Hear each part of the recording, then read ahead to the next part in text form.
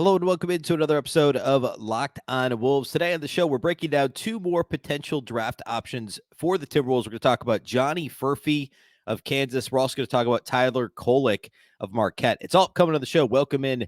You are Locked On Wolves.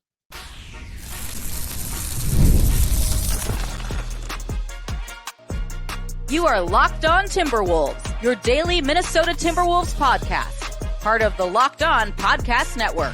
Your team every day. Hello and welcome to the Locked On Wolves podcast, part of the Locked On Podcast Network, your team every day. My name is Ben Beecken. I'm the host of Locked On Wolves. Today's episode is brought to you by Prize Picks, the easiest and most exciting way to play daily fantasy sports. Go to prizepicks.com/LockedOnNBA and use the code, all lowercase, LockedOnNBA for a first deposit match up to $100. Happy Friday, everybody. Happy weekend. And this is our second day of player profiles of potential draft picks for the Wolves, specifically at the number 27 spot, at least today. A couple of guys who may or may not even be on the board at 27 and almost certainly won't be there at 37. Next week, we'll do a couple of players. We'll do a couple quicker hitters. Quicker hitters. We'll call it that. With the number 37 pick, like guys who may or may not be on the board. It becomes, the deeper you go into the draft, it becomes more of a crapshoot. Overall, yes, but also just in terms of who's on the board. So today I want to focus on a couple of guys that really have a shot at being there at 27, and maybe would even be mild surprises if they're there, but players that we have seen mocked to the Timberwolves in various places. So we'll go through those players here today. It'll be Tyler Kolek of Marquette and Johnny Furphy of Kansas. So we'll jump into that here in just a moment. First, a big thank you for making Locked On Wolves your first listen every single day. Of course, this show is free and available everywhere. That includes YouTube as well as all of your favorite audio platforms. Wherever you like to listen to podcasts, you can find Locked On Wolves. You can also watch on the Locked On Sports Minnesota app on both Roku and Amazon Fire TV. And you can follow on X at Locked On T Wolves and also at Beecken with two B's, two E's, CKEN. All right. Let's go ahead and jump right in. I want to get to Johnny Furphy. So Johnny Furphy is a one-and-done player at Kansas. He's Australian. He played 1 year at KU. He didn't even start to begin the season. In terms of where he's getting mocked, let's start there. The Ringer has him at number 24 in their latest mock draft update, which is now 3 or 4 days old. They've got him at number 24. Of course, Wolves pick at 27. Yahoo, in their last one, has him at 26, so the pick before the Wolves. ESPN just released a new mock draft here recently, and for some reason, they didn't even have him in the first round. That doesn't make sense. There he is, 18. So say it was weird he wasn't showing up. ESPN actually has him at 18, so he's one of the players that seems to be rising, and also he was invited into the green room. So like in ESPN's latest report, is Furphy's getting interest as high as 9. So at this stage, it's seeming less likely he's even available for the Wolves at 27. But again, like there was a mock out there I just saw the other day that had the Wolves getting him there. Let's see. And SB Nation has him at 26 too. So of the mocks that I just looked at here, there's 2 at 26, 1 at 24, 1 at 2 at 26, 1 at 24. And then CBS has him to the Wolves at 27. And then ESPN's latest one has him all the way up at 18. Talks about him getting invited to the green room. Memphis at 9 may even have interest. So his range is anywhere from 9 to 27. So it'd be a mild surprise if he's there at 27. But I want to talk about him because you never know. He might be, and he's still getting mocked to the Wolves. And he provides some things that the Wolves would be looking for, which is size, multi-positional versatility, and shooting. So let's talk about Johnny Furphy as a prospect. As I mentioned off the top, he only played 1 year at Kansas after coming over from Australia. Did not start for Kansas until January. He only started 19 of 33 games. So if you look at his game log, early on, he had a couple of 0-point games. He had a 1-point game. For a little while, he was barely playing. Like you go back to beginning of December, he was playing less than 10 minutes a game. He had a couple games, single-digit minutes. Then all of a sudden, he starts. He gets added to the starting lineup in mid-January, and he drops a 23 and 11 on Cincinnati, makes 3 threes in that game. Has a string where he gets double figures in 6 straight, actually gets 15 plus in 4 of those games. And then for the rest of the year was just a really impactful player, especially outside the arc. Now, we could look at this a couple different ways. We could talk about his shooting hitting a slump at the end of the season because he had a stretch of 6 games where he combined to only make 4 threes. Or we could talk about maybe he was just really hot in January when he had 5 out of 6 games where he had at least 3 threes in it. And overall, I think he had 7 games in the month of January with 3 3-pointers made, or from January 15th to February 15th in the course of a month. That's just how shooting works, though, right? Overall for the season, he shot 35.2% from 3. So it's not an overwhelmingly exciting number. He was really good catch and shoot, but then it leads into some of his weaknesses, which are he only made 1 unassisted 3 all season. He was only shooting the ball off the catch and not off the dribble at all. He's 6'8", so he's a wing. His wingspan's only 6'8". I think he measured technically at like 6'7.5" and 6'8" wingspan. So he doesn't have a negative wingspan, but he's got a square wingspan. He's not overwhelmingly long for how big he is, and he's got really good athleticism and good size overall for a wing. One of my concerns, though, is the wingspan. If it was a couple inches greater, then that athleticism plays even more. And being 6'8" with a 6'8" wingspan, basically, is not unusual at the NBA level. It might have been impactful at Kansas. It was impactful at Kansas. It's going to be less impactful at the NBA level, even with the good athleticism. On the plus side, like I said, really good catch and shoot, 35% from 3. And I think it's projectable. I think that that's only going to get better. He only played 1 year in college. He appears to have really good touch overall, even though he barely scored inside the 3-point line. I think there's a lot to like there in terms of what he can bring to the table offensively down the road. He only attempted about 4 threes, a little less than 4 threes per game. He did, as I said, he didn't shoot a lot of 2s, only 2.5 per game, 64% on 2s. That's because it almost all came in transition. And really, really good at transition. And that's a positive thing for an NBA team. There's a reason why he's being talked about really high in the draft. And I want to start there. I want to start with all the pluses, and then I'll get into my hesitations with Johnny Furphy as a prospect. He's great in transition. He was 91st percentile in college in terms of scoring in transition, points per possession in transition. He knows exactly what to do, and he's athletic, and he's big. So he knows spacing and the fast break, which it should be the same at every level. It's amazing how many NBA teams mess this up, the Wolves included. At times, the Wolves spacing the open floor, especially the first half of the season, was brutal last season. Part of that is knowing your personnel, etc. But like the first time you play you do a 3-man weave in like 5th grade, 4th grade basketball, whatever, or a basketball camp, the first time you do a 3-man weave, like that's a thing that you should be able to do moving forward in your life, is understand spacing and the fast break. There's a lot of NBA guys that just don't. And it's just, I'm going to run to the rim, or I'm going to run to the corner. Nowadays, with so many guys running to the corner, it should be even easier. Furphy can do both, though. He's a really good 3-point shooter, as we've talked about already. Really good catch and shoot, but he's also very athletic and has good feel for the spacing in the open floor and knows the right angle to take to get a bucket in transition. And that's one of the things that's attractive to NBA teams. Is there a ton of, well, I'll get an upside actually next segment. So that's a positive. Really good in transition. He knows exactly what to do. Really good catch and shoot. Was overall only a little over 35%. Again, we could take the hot streak in January, February. We could take the cold streak in March. Early in the season, he didn't play enough to get a good sample, but the shot looks good. It looks repeatable. He looks comfortable. Again, all off the catch, not off the dribble. But both in the half court and in the open floor, he understands spacing. He knows how to get himself open and where to go to get himself open. And the athleticism really plays in transition. In the half court, he's a little bit limited, which we'll get to.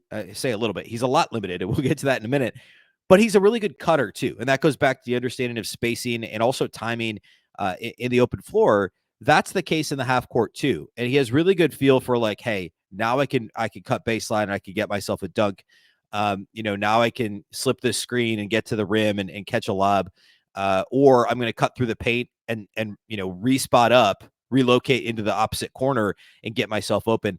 That's all really important. And NBA teams, no doubt, are drooling over the idea of adding somebody, a rookie, a young rookie at that, somebody who's 20. I believe he's not even 20 at this moment, but he's right around 20. Yeah, he's not yet 20. He turns 20 in the winter sometime. they're drilling at the prospect of adding somebody who's not even 20 years old that understands where to be and when, both in the open floor and in the half court, and have athleticism and size and shooting touch. I mean, that's the quintessential role player when you consider all those different factors. There's a couple of things that I worry about with Furphy. And I'll kind of sum this all up. Like, I'd be fine with the Wolves taking him at 27. He's not going to be my favorite player at 27, even if he's the one that's most consistently mocked higher and could even be picked in the mid lottery. I'll talk about some of my concerns with his weaknesses here next, and then we'll talk about Tyler Kolek after that. Today's episode of Locked On Wolves is brought to us by our friends at Prize Picks. Prize Picks is America's #1 daily fantasy sports app with over 5 million active members. Prize Picks is the easiest and most exciting way to play daily fantasy sports. Unlike other apps on Prize Picks, it's just you against the numbers. All you do is pick more or less on 2 to 6 player stat projections and watch your winnings roll in. Get in on the daily action with your friends and become part of the Prize Picks community today. You can now win up to 100 times your money on Prize Picks with as little as 4 correct picks. You could turn $10 into $1,000. With the finals over, the hoops action doesn't stop on Prize Picks, though. Women's basketball is still heating up, with stars like Caitlin Clark and Angel Reese looking to make names for themselves alongside greats like Brianna Stewart and Asia Wilson. You could win up to 100 times your cash watching them ball out. Prize Picks is available in more than 30 states across the country. Prize Picks is a ton of fun, and it's not just basketball, women's basketball, obviously baseball, other sports this summer. And then, of course, we're right around the corner for basketball again. We'll be seeing, there's Olympic basketball later this summer. We're only 3 months away from preseason. Like, let's go. There's tons of stuff going on over at Prize Picks. Download the Prize Picks app today and use the code LOCKEDONNBA for a first deposit match up to $100. That's code LOCKEDONNBA on Prize Picks for a deposit match up to $100. Pick more, pick less. It's that easy.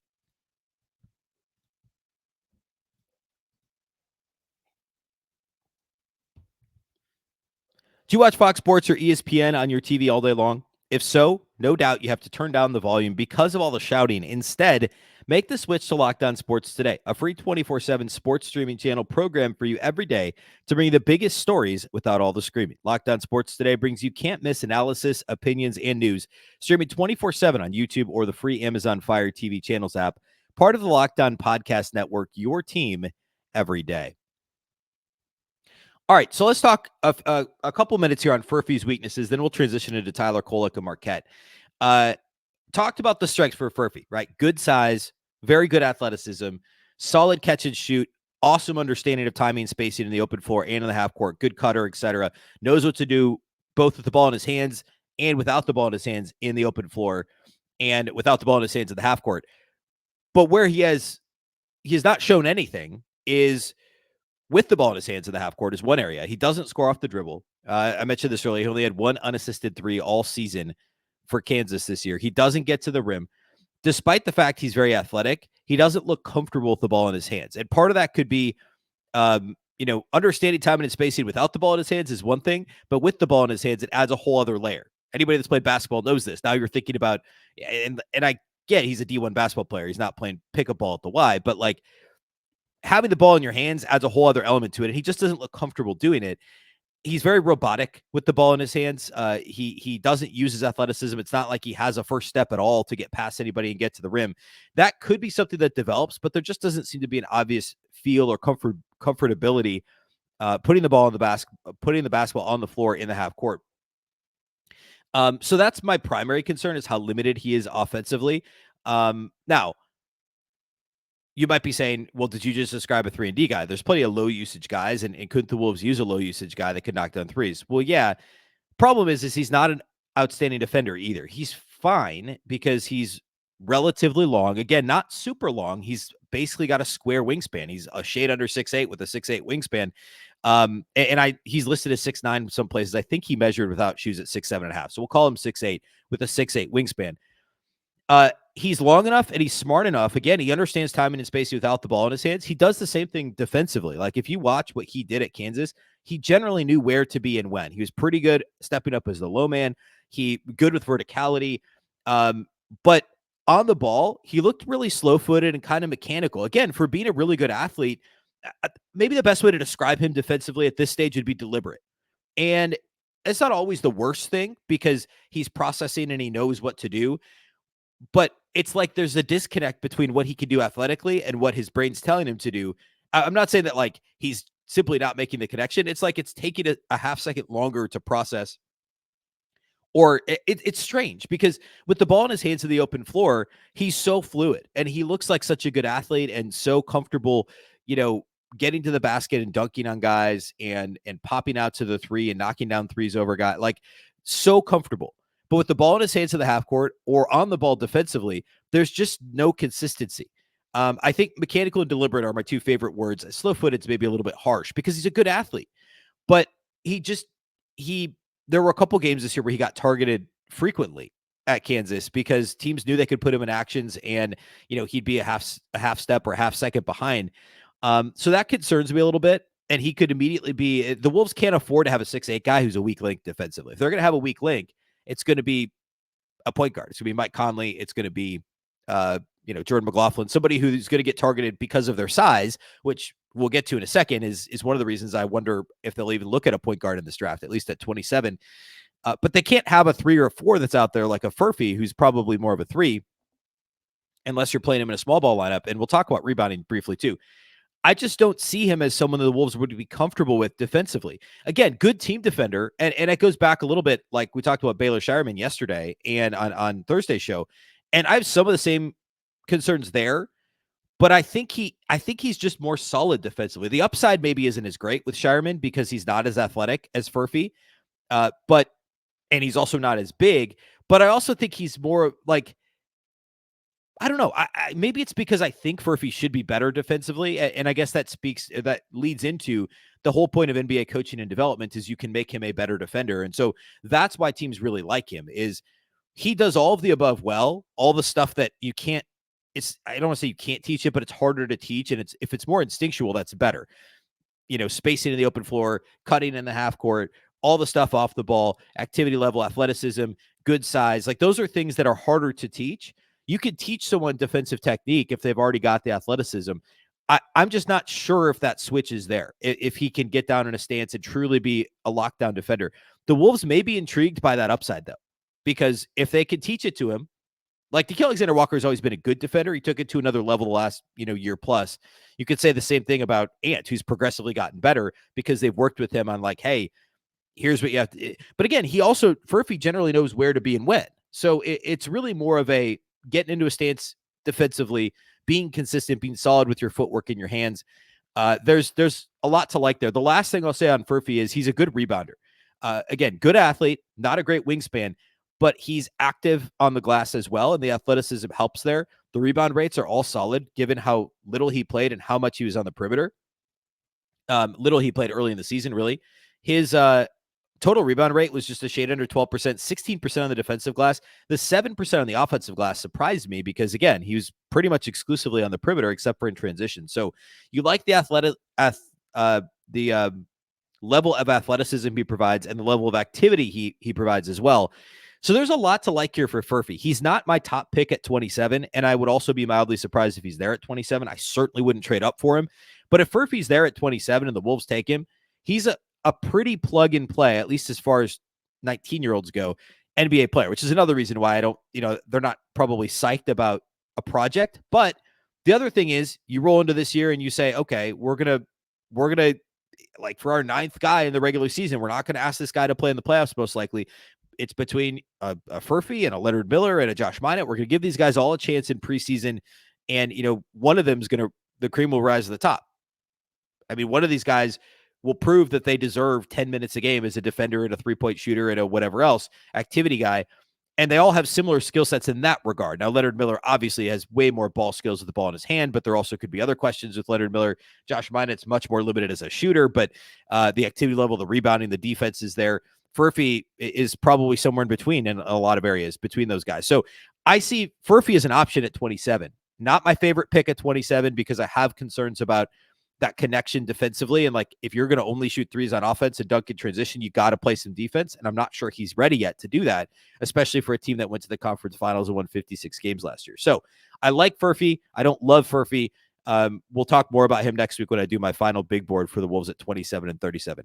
Let's transition to Tyler Kolek. I'll give you the quick, deal with who he is as a player, and then we'll get into some of the pros and cons Kolek was a 4-year player who spent 1 year at George Mason, the second COVID year, the 2021 season, then transferred to Marquette, spent 3 years there, was a 3-year starter at Marquette, and the production increased dramatically. Even though he started 32 games as a sophomore, he only averaged 7 points and 6 assists a game. And then last year as a senior, he averaged 15 and almost 8 assists, and he shot 39% from three, 40% from three the year before.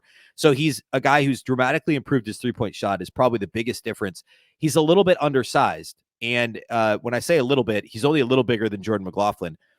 Tyler Kolek is 6'1" with a 6'3" wingspan, which is maybe my primary concern with him. I want to get into the actual pros and cons of what he could do and why he could be an option for the Wolves, where he's being mocked in various mock drafts. We'll do all that here next. Today's episode of Locked On Wolves is brought to us by our friends at LinkedIn. When you're hiring for your small business, you want to find quality professionals that are right for the role. That's why you have to check out LinkedIn Jobs. LinkedIn Jobs has the tools to help find the right professionals for your team faster and for free. LinkedIn isn't just another job board. LinkedIn is a vast network of more than 1 billion with a B professionals, which makes it the best place to hire. It gives you access to professionals you can't find anywhere else. LinkedIn does all that while making the process easy and intuitive. Hiring is easy when you have that many quality candidates. So easy, in fact, that 86% of small businesses get a qualified candidate within 24 hours. LinkedIn knows that small businesses are wearing a ton of hats and might not have the time or resources to hire. LinkedIn is constantly finding ways to help make the process easier. They even just launched a feature that helps you write job descriptions, making the process even easier and quicker. 2.5 million small businesses use LinkedIn for hiring. Post your job for free at linkedin.com/LockedOnNBA. That's linkedin.com/LockedOnNBA to post your job for free. Terms and conditions apply.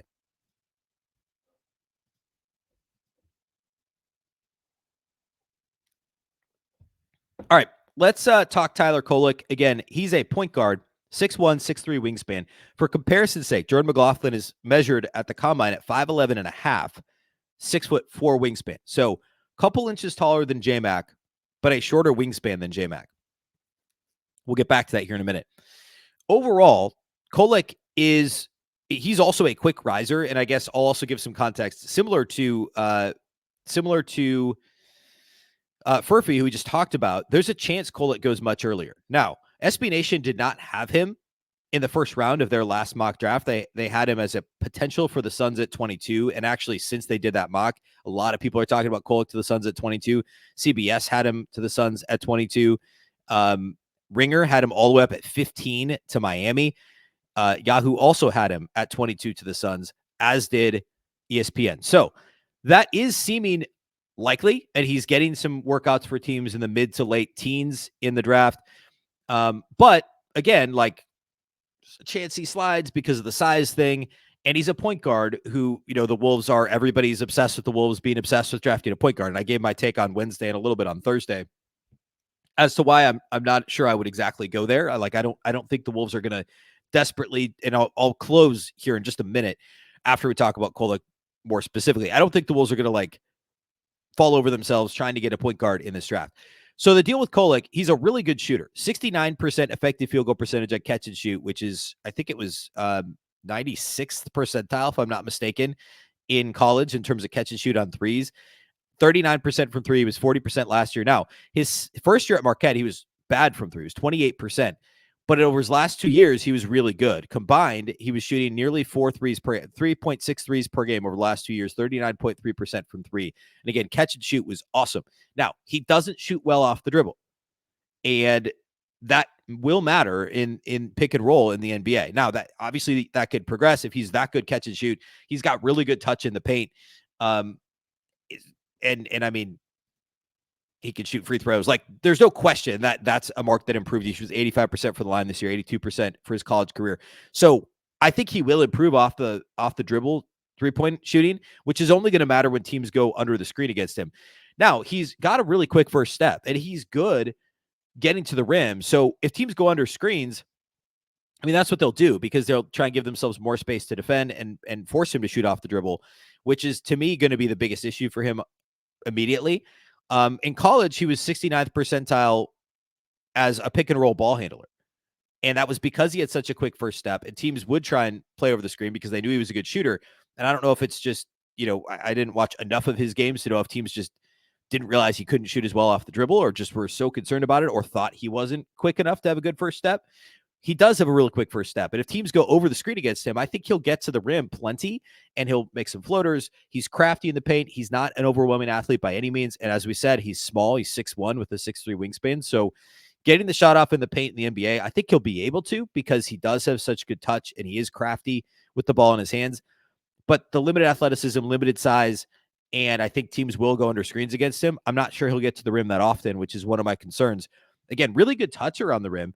And he has awesome feel in the pick and roll, which to me is the most attractive thing about him. If you watch him back at Marquette, both in pick and roll and just in the half court in general, pocket passes, hitting cutters, knowing when to bounce a pass versus when to, bullet a pass in there on the fly, like just really, really, really smart, really good touch on his passes. The most impressive thing, bar none, for Tyler Kolek is his ability to pass the basketball in every situation. A well-rounded offensive player, really. The biggest issue is shooting off the dribble and then size. I think Tyler Kolek can step in the NBA from day one and be a solid backup point guard. I think he's versatile. And, he plays with passion. Teammates seem to like him. All of those kind of intangible things he seems to have.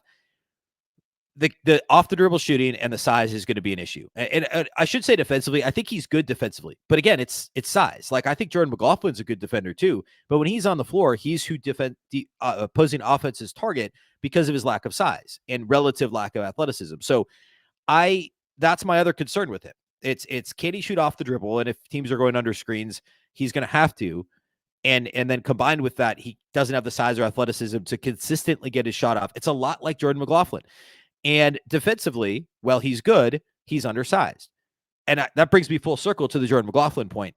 I don't know what he brings to the table that's that much better than Jordan McLaughlin. Is there more upside there? Yeah, probably. Is he a better shooter? Probably. Catch and shoot. Jordan McLaughlin was actually just as good of a shooter in college. Jordan McLaughlin was 40% plus his last 3 years at USC. It was 42%, 40%, 40% at USC. And he's actually got a bigger wingspan. He's a little short. He's got a bigger wingspan. He averaged 13 points a game. Tyler Kolek averaged 13 points a game, 13 plus points per game. Or I guess he was 15 his last year, but he was 12, 13 the year before. So over his last 2 seasons, about 14 points per game. So McLaughlin's college numbers are right in line with Tyler Kolek. And McLaughlin has really good feel. He's a really good passer, good pocket passer. He's good in pick and roll. He's tenacious defensively. I just don't know what Tyler Kolek gives you that Jordan McLaughlin doesn't, other than potential upside, because he's he's younger, but how old is Jordan McLaughlin now? I don't know. He's a 4-year college player. He's probably 28. And Tyler Kolek's going to be 22, 23, but that doesn't really matter. I mean, Tyler Kolek as a first-round pick is going to be more expensive than Jordan McLaughlin on a vet minimum. I just don't know what somebody with the limited upside of Kolek, because of his size, limited athleticism, unless he just becomes a savant at getting a shot off, which he's very good at it. He's going to be targeted defensively. He'll be limited in the half court. He's a nice player. And if somehow, some way, you were there at 37, fine, take him. He's your backup point guard. You like the juice he gives you offensively, probably fine. But at 27 with a guaranteed first-round contract, I just don't know. I'd rather have Monte Morris at a mid-level exception or Jordan McLaughlin on a vet minimum than Tyler Kolek as a first-round pick. I just don't know what he gets you. Which is pretty funny. If he goes in the lottery, I'm not convinced he's going to be a better player at any point than Jordan McLaughlin, who's just a really good backup point guard. McLaughlin is. The size is always going to be a limitation. I mean, how many in today's NBA, and certainly for the Wolves, and I'm not trying to discount Kolek because I think he could be a really good NBA backup point guard. The Wolves already have one. I just don't know what the upside is there. And how many guys of his size are rotation guys in the NBA? I mean, that's why Monte Morris didn't play in the playoffs very much. It's why Jordan McLaughlin didn't play in the playoffs very much, because the Wolves are obsessed with getting as much size as they could on the floor. And if the shooting off the dribble improves, if he becomes a 38% off the dribble guy too, fine. Maybe he ends up being a starter in this league. That's certainly possible. I just don't see it as the most likely outcome for Tyler Kolek. I think he'll be a good player in the NBA, and I think a team will get a good guy. I don't know that he'll even be there at 27. I wouldn't take him if he is, unless all the other guys we talked about aren't there. So all that to say, I like Tyler Kolek. I don't think he's a realistic option for the Wolves at 27, but he's certainly a name to watch. It'd be intriguing to see if he goes indeed to Phoenix at 22, which, by the way, I like that fit. Like, that makes some sense with Phoenix to be, they need a guy who initiates stuff. They need a guy who runs stuff well and can be, tenacious defensively. They've got such a big team already. You could make that work. I think he fits there. The Wolves already have a Tyler Kolek if they bring back Jordan McLaughlin. That's what I see. All right. Monday, we'll do a couple more players. Tuesday, we'll probably do more than two, and I'll hit some guys quick that could be options at 37. And then Wednesday, I'll do my big board leading into the draft. We also have the basketball party next Wednesday. We'll talk draft. Lots of draft talk in the coming days. A big thank you for making Locked On Wolves your first listen every single day. Of course, this show is free and available everywhere, including YouTube, as well as all of your favorite audio platforms. You can find this show wherever you like to listen to podcasts. You can also watch on the Locked On Sports Minnesota app on Roku and Amazon at Fire TV. And you can follow on X at Locked On T Wolves and also at Beecken with 2 B's, 2 E's, CKEN. Of course, the Locked On Wolves podcast is part of the Locked On Podcast Network. Remember, the Locked On Network is your local experts on all the biggest stories. Once again, I'm Ben Beecken. This is the Locked On Wolves podcast, and we'll catch you next time.